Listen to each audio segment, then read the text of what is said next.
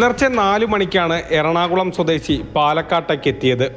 സുഹൃത്തിനെ പിരായിരിയിൽ ഇറക്കിയ ശേഷം റോബിൻസൺ റോഡ് വഴി താമസ സ്ഥലത്തേക്ക് പോവുകയായിരുന്നു. പെട്ടെന്നാണ് ഒരു സംഘം കാർ തടഞ്ഞു നിർത്തിയത്. 3 പേരടങ്ങുന്ന സംഘം വാഹനം പിടിച്ചെടുത്തു. യുവാവുമായി നഗരത്തിൻ്റെ പല ഭാഗങ്ങളിലും അവർ കറങ്ങി.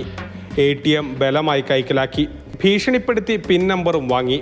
24,000 രൂപയാണ് യുവാവിൽ നിന്ന് തട്ടിയെടുത്തത്. പിന്നീട് KSRTCക്ക് സമീപം യുവാവിനെ ഇറക്കി വിട്ടു. കഴുത്തിലുണ്ടായിരുന്ന മാലയും കൈക്കലാക്കി. പാലക്കാട് സൗത്ത് പോലീസിന്റെ അന്വേഷണത്തിൽ പിടിച്ചുപറി നടത്തിയ 3 പേരെയും തിരിച്ചറിഞ്ഞു. ഉടൻ തന്നെ പിരായിരി സ്വദേശിയായ ഉമർ നിഹാലിനെയും റെനീഷിനെയും പിടികൂടി. ഇവർക്കൊപ്പമുണ്ടായിരുന്ന 3-ാമൻ ഓടി രക്ഷപ്പെട്ടു. കുറച്ചു നാളുകളായി പാലക്കാട് ടൗൺ കേന്ദ്രീകരിച്ച് ഇത്തരത്തിലുള്ള പിടിച്ചുപറി വ്യാപകമാകുന്നു. കൂടുതലും കൗമാരം വിടാത്ത ചെറുപ്പക്കാരാണ് ഇത്തരം കുറ്റകൃത്യങ്ങളുടെ ഭാഗമാകുന്നത്. രക്ഷിതാക്കൾ ശ്രദ്ധിക്കണമെന്നും പാലക്കാട് സൗത്ത് പോലീസ് മുന്നറിയിപ്പ് നൽകുന്നുണ്ട്.